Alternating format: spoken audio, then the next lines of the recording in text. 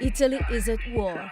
Coronavirus has hit the country harder than China. The outbreak has imposed a total lockdown.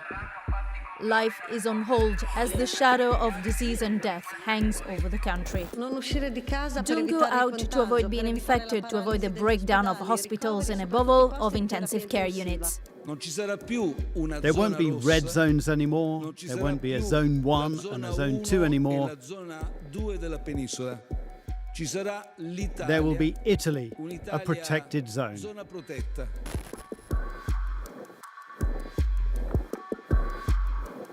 Making the entire country a so-called Zona Rossa is considered the only measure that can halt COVID-19 coronavirus. Italy has the most cases in Europe and the largest number of infections outside of Asia. The mood here is not great. As you can see, streets are emptier and emptier.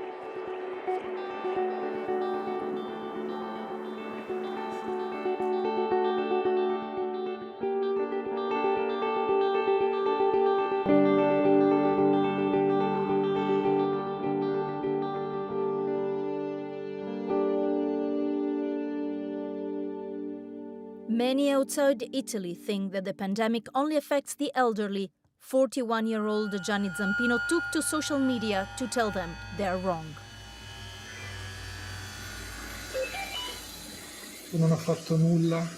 I didn't do anything to avoid getting this virus, which unfortunately got inside my body and killed the person I loved most in my life, my father.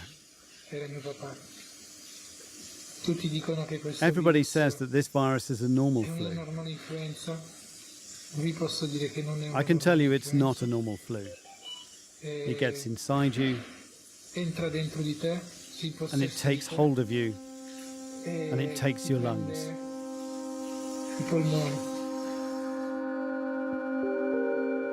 The number of cases worldwide is over 245,000. These red dots on the map are mainly grandfathers, grandmothers, moms and dads.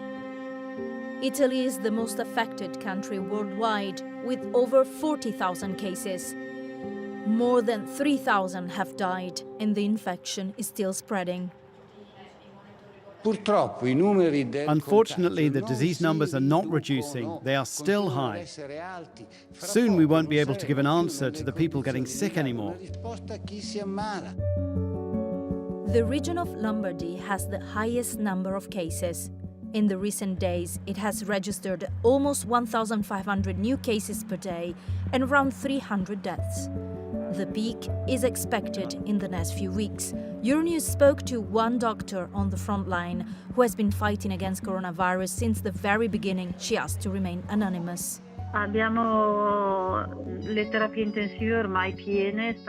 Our intensive care units are overflowing. We don't know where to host patients anymore, but we go on creating new places in any possible area in our hospital. We have closed routine operating theaters. Only 2 are working for emergencies, and the other ones have been used as intensive care rooms. Bergamo has the highest number of victims, its obituary section in the local newspaper stretching to 10 pages. 9 e 10. Una semplice influenza. Coffins are overflowing local facilities. There is a waiting list for funeral services despite the crematorium working 24 hours a day. The army has ended up taking coffins to Modena and Bologna. We're working around the clock. We've even had to ask support from funeral parlours in other regions, and they've arrived from Emilia-Romagna, from Trento, to help us out. While Lombardy is overwhelmed, cases are rising in the nearby regions of Piedmont and Veneto. Turin and Venice are waiting for the peak. In Piedmont, we still don't know, and we'll find out this week if cases will rise exponentially like in Lombardy. This means we might find ourselves in the same situation just 10 days afterwards, or we might have a linear rise like now, where we have 15 to 20 new patients needing breathing assistance every day. It's like a trench war for doctors. Hundreds have been infected and increasing numbers are dying. Some are working with no gloves as stocks are limited.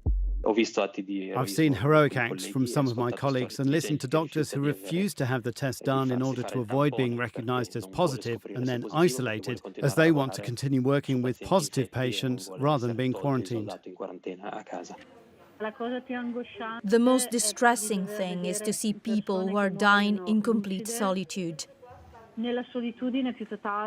Because we cannot let anyone in to see them anymore, and so we are the last people they see in their lives. It's not a game. I spend my nights on a respirator and I can't sleep. My life has been turned upside down, and I wish no one to feel the suffering I've gone through.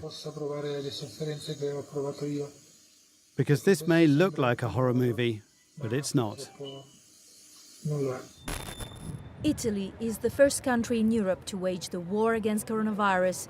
Its institutions, its healthcare workers, and it's the entire population uniting with one motto in mind: we will make it.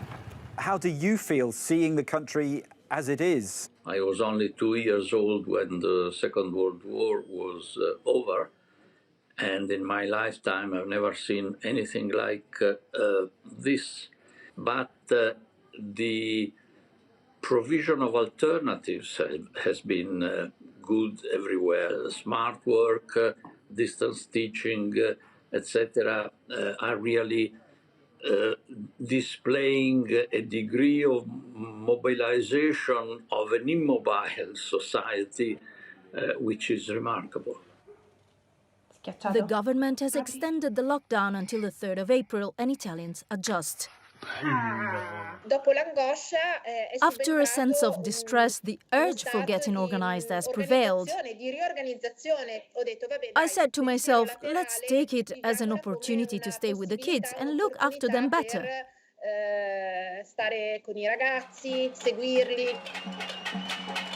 Even in these circumstances, Italians have found the way to raise their voices and send a message of hope and resilience to the rest of the world.